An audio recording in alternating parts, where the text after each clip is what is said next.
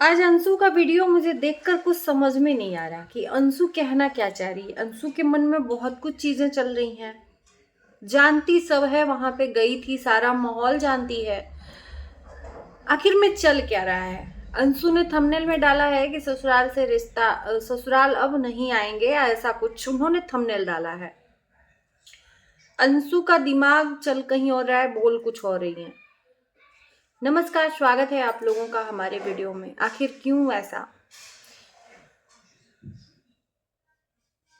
अंशु ने ऐसा क्यों बोला कि हाथी के दांत दिखाने के कुछ और, खाने के कुछ और?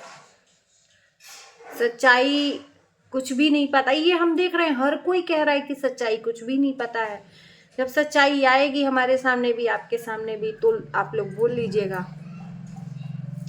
यार, मैं जानना चाहती हूँ कि ये जो भयावह सच्चाई आई है नाजायज संबंध की, इससे भी एक अलग सच्चाई ऊपर लेवल में है क्या? अब इससे अधिक तो कोई गंदगी वाली सच्चाई आनी नहीं चाहिए थी। लेकिन अगर इसके ऊपर भी है सच्चाई, तो फिर अभी भी हम लोग अंधेरे में हैं। अंशु भी बोल रही है, उनके घर वाले भी बोल रहे हैं, हर कोई बोल रहा है कि सच्चाई बताओ। मनीषा भी बोल रही है हर किसी से, सच्चाई बताओ, तो सच्चाई बताओ ना, सच्चाई बताओ ना। कौन सी ऐसी जो सच्चाई है जो गुप्त रूम में रखकर बंद कर दी गई है, लॉक कर दी गई है? वो गुप्त रूम का चाबी किसी एक के पास है। प्लीज मेरा ये कंफ्यूजन आप लोग दूर करिए कि वो सच्चाई कौन से रूम में बंद है जिसकी चाबी एक मास्टरमाइंड के पास है कौन मास्टरमाइंड? कभी सचिन को बनाया जा रहा है, कभी जगत दीदी को बनाया जा रहा है दोनों में से किसी एक के पास, या तो नीतू दीदी के पास है जो इनकी हमराज थी। कोई कह रहा है कि सचिन मनीषा जगत दीदी के घर गए हैं, अभी भोपाल ही गए हैं वो लोग, क्योंकि आंटी जी जो हैं अमित किट्टू के यहाँ रुकी हैं, और जो अंकल जी हैं और सचिन मनीषा, ये तीनों लोग फ्लाइट से गए हैं। तो ये कहाँ गए हैं? भोपाल। क्योंकि इन लोग का चल रहा था, जो भी है लीगल प्रोसेस चल रहा था, क्योंकि वो जगत दीदी ने इनको रोक लगा दिया था सच्चाई आने से। एक तरफ तो वो सच्चाई आने से रोक लगा दी थी इनको, और खुद अभी कह रही हैं कि मेरे तरफ की भी सच्चाई बतानी जरूरी है। यार, क्या हो रहा है यार? हमें क्यों कंफ्यूज किया जा रहा है? हम भोले भाले जो दर्शक हैं, हम क्यों बुद्धू बन रहे हैं? क्यों हमें कंफ्यूज किया जा रहा है? पैसा तो इनको मिलेगा ना, हम जो इनका वीडियो देखेंगे। हमारे हाथ में तो खाली है। हमारी नजरें जो देखेंगी वो वेस्ट जाएंगी, हमारा नेट वेस्ट जाएगा, हमारा जो मोबाइल है वो डिस्चार्ज होगा जितनी देर देखेंगे। तो वेस्ट तो हम लोग कर रहे हैं देख देख कर, बाकी फायदा इन लोगों को है हर तरीके से।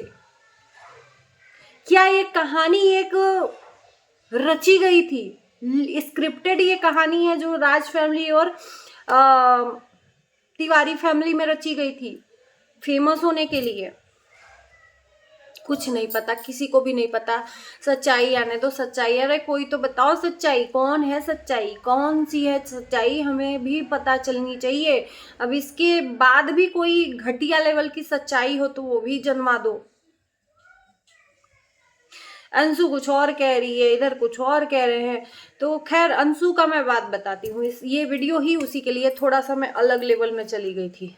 अंशु, जैसे कि अभी आज जो वीडियो में बोला, अंशु का दिल बहुत तेज दुखा हुआ है, और अंशु को फील करके कोई रिलेशन निभाना होता है, ये मैं जानती हूँ। अंशु ज्यादा दिमाग के साथ नहीं खेलती है, लोगों के जो भी है मुंह पे बोल देती है, मुंह फट इंसान है, दिमाग के साथ नहीं खेलती है, दिल से वो रहती है।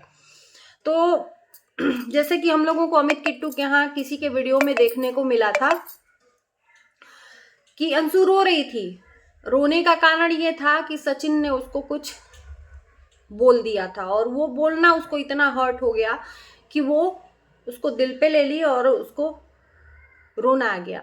और वही आज भी वो फील करके अपने वीडियो में बोली है, आज भी, कि भैया रिश्ता तो हम दिल से निभाते हैं। और जब तक माँ बाप है तभी तक मायका है, भाई भाभी का भरोसा नहीं करना चाहिए, ये है वो है। तो ये सब चीजें सुन के किधर इशारा कर रही है घड़ी, हमें बताइएगा। कोई भी खुल के कुछ भी नहीं कह रहा है। हाथी के दांत कुछ और, दिखाने के कुछ और, खाने के कुछ और, जो सच्चाई दिखती है वो होती नहीं है। या तो बहुत बड़ी सच्चाई है तीन के रिलेशनशिप में, मनीषा को तो छोड़ ही दो, 2 ही के रिलेशनशिप में, या तो इससे भी घटिया लेवल की सच्चाई, या तो सच्चाई है ही नहीं, जनता को सिर्फ गुमराह किया जा रहा है, सिर्फ सच्चाई लाने के नाम पे बताया जा रहा है ना। कल इनका एक कम्युनिटी आता है सचिन राज का कि कुछ बड़ा होने वाला है, उसके बाद से वो कम्युनिटी डिलीट हो जाती है। घटिया लेवल के ब्लॉगर कहेंगे या जो भी कह लो, इन्फ्लुएंसर कहेंगे, क्योंकि इससे घटिया लेवल कोई क्रॉस नहीं कर सकता है। और मैं उन लोगों से ये विनती करूंगी जो इनसे इन्फ्लुएंस करवाते हैं, जो इनसे प्रमोशन करवाते हैं, प्लीज़ इन लोगों जैसे लोगों को प्रमोशन ना दें, क्योंकि जब इनको पैसा मिल रहा है ना, तो इनके साथ साथ पैसे के साथ साथ घमंड भी आ गया था। और पर्सनली आयरन लेडी को बहुत ज़्यादा जीरो थी, और आज इज्जत बेच के पैसा कमा रही हैं। पैसे की कमी नहीं है, लोगों को दिखाती हैं कि हाय बाप मैं कितना अबला नारी हूँ, मेरे पास तो पैसे ही नहीं है।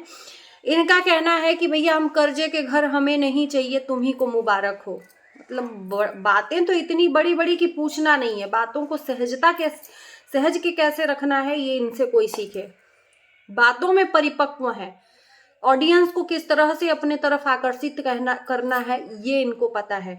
ऑफ कैमरा खूब धमकियां, खूब गाली, माँ बहन सी, मतलब हद पार गाली। हम लोग तो ऑफ कैमरा चाहे ऑन कैमरा हम दे ही नहीं पाएंगे, हम गाली हमारे संस्कार में मिले ही नहीं है, क्योंकि हमारे आसपास के लोगों के ऐसे लैंग्वेज नहीं है, ना ही हमने अपने बच्चों को सिखाया है ना।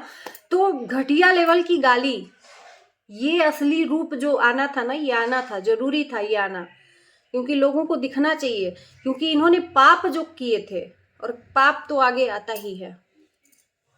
कितने लोगों को फ्रॉड करके पैसे, सिर्फ पैसे का इनको चस्का है। अभी जैसे लोग आ ही रहे हैं बताने के लिए कि किसके किसके साथ में इन्होंने फ्रॉड किया है, क्योंकि उनको बताने की हिम्मत नहीं थी। किस लिए, मैं रीजन भी बताती हूँ कि ये लोग उस टाइम पे क्यों नहीं बोले, अभी क्यों बोल रहे हैं। उस टाइम पर इनका नाम फेम एक ऊंचे लेवल पर था, ये वायरल थी विधवा के नाम से। अगर ये लोग आकर इनको विधवा को बोलते तो लोग किस पे चढ़ते, आयरन लेडी पे नहीं, चाहे जेसिका गुप्ता हो चाहे कुछ हो। उस टाइम पर भी इनको निगेटिविटी मिली थी इनके नाम से, तो वो डर गई कि भैया ये जो ऑडियंस है ना, अचानक से मुझे हेट करने लगेगी, चढ़ के आ जाएगी, क्योंकि सिंपैथी कार्ड ये शुरू से खेलना जानती है। विधवा के नाम से ये उसकी आड़ में कुछ भी कर देती हैं, लोग इनका सही मान लेते हैं, जैसे कि विक्स लगाकर आंसू बहाना। ये तो आज पता चला है कि आंसू इनके रियल नहीं है, विक्स लगाकर आंसू दिखाकर, और जब इनके आंसू होते हैं तो कैमरामैन से बोलती हैं कि बस वही वाला क्लिप लेना जहां पर हम रोए। और कुछ काम करती रहती हैं उसका नहीं, बस आंसू जहां निकाले वहीं पर कैमरा ऑन। जैसे कि खाटू श्याम में गई थी बस में, सभी लोग रो रहे थे। देखो सरिता दीदी के जो आंसू थे ना वो रियल दिख रहे थे, लेकिन इनके आंसू भाई उसी टाइम पर हम लोगों को फोकस कैमरे के साथ में दिखाया गया। क्या फील कर रही थी उस टाइम, तो अच्छा खासा ये रिलेशनशिप में थी किसी के साथ में, तो क्या फील कर रही थी और क्या फील करके रो रही थी। खुद ये मनीषा का लुटिया डुबाए पड़ी थी, मनीषा का सुहाग छीन कर अपना सुहाग बनाए पड़ी थी। तो इनको तो ये तो मैं जानती हूँ कि इनको अपने सुहाग जाने का अफसोस नहीं था, तो ये सोचकर रो क्या रही थी। मैं अभी तक इनका जैसे जैसे वीडियो सच्चाई आ रही है ना, तो इनकी सारी वीडियो पीछे जाकर जो भी है वो आ रहा है सामने, तो देखकर मैं सोच में पड़ जा रही हूँ कि यार ये रियल है या ये रियल है जो अभी पता चल रहा है। तो यानी कि आप लोग सोच लीजिए कि इनके जो आंसू थे शुरू से लेके अभी तक हम लोगों को बेवकूफ़ बनाने के लिए थे। ये जनता के इमोशनल के साथ बहुत ज़्यादा खेल गई, भावनाओं के साथ। लेकिन अब ये जनता बेवकूफ़ बने तो ये जनता की बेवकूफ़ी है। कहते हैं कि जो जानबूझकर गलती की गई है उसे गलती नहीं कहते, तो उसी तरह से जान के जब अगर उनको सिंपैथी दोगे तो फिर ये आपकी गलती है, उसकी नहीं, है ना। चलो इस वीडियो को यहीं करते हैं। आज सन्नाटा है क्योंकि उधर से कुछ भी टॉपिक नहीं आया है, तो जो भी होगा आगे देखा जाएगा। हम तो यही कहेंगे कि भैया जिसका जो सामान है उसके पास वो वापस जाए, अपनी अपनी लाइफ में खुश रहो, बस और कुछ नहीं। और जनता को अब तो ये बेवकूफ बनाएंगे तो लात खाएंगे, वो चाहे कोई भी हो।